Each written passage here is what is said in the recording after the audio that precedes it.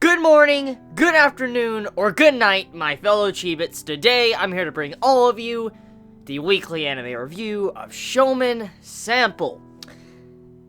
Funny episode and adorable. Best words to really describe this week's episode of Shomin Sample. And probably a good episode to watch after that phenomenal fucking episode of Gintama. But that is saved for the video when the Gintama video is uploaded. For now, though, this episode of Shomin Sample. I like the comedy that was in this episode, and along with that, I like that Moe Maid scene. That scene alone, I think, is one of the best scenes of Shomin Sample.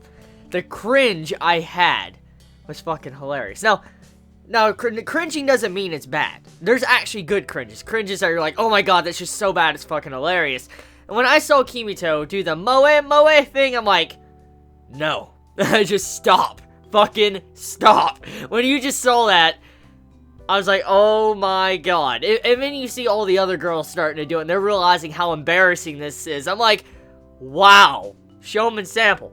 Shomin Sample. The cringe. The fucking cringe after that scene. And then after that all is said and done, and we go into the ending song, and after the ending song, you have it to where they all are actually trying to get better at the Moe Maid scene. And you see it to where they're going to the mirror, or they're doing it their own way. I mean, Aika, she's still embarrassed with it at the end of the episode.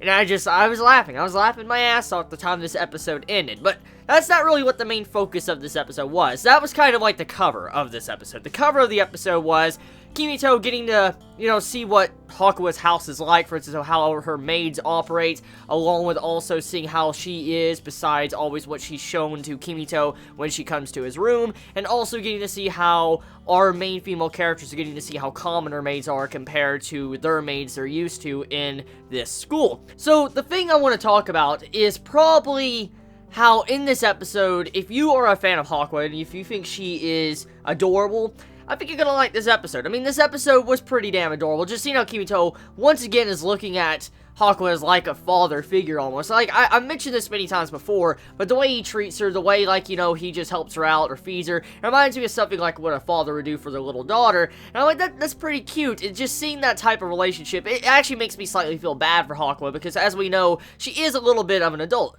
Because, as we know, Hakua isn't really that young, and when you think about it like that, you're like, holy shit, like, this girl looks like she's 9, and it makes you kind of feel bad for her, because she's probably not going to really ever have any romantic relationship when she really gets old, like in her 20s or 30s, because she'll probably look like she's that young or small. It's going to be kind of sad for her life. But for now, though, the main thing is, this episode was pretty damn simple. Like, I mean, you had it to where there was some comedy here and there with the maids. We had it to where the head maid came in. It's like, I'm not having none of this shit with you guys and Hakua and all that. You guys get back to your fucking work, and he is mine. I love how the head maid just comes in and does that shit in the middle of this episode. So that's about it. I mean, this episode of Shomin Sample is fairly simple. There's not really much to talk about or to dive into, but it was pretty much a Hakua-themed episode. If you like her, you're gonna like this episode. If you don't like her, well, I think we kind of know what you're gonna think about this episode. You're probably not gonna like it.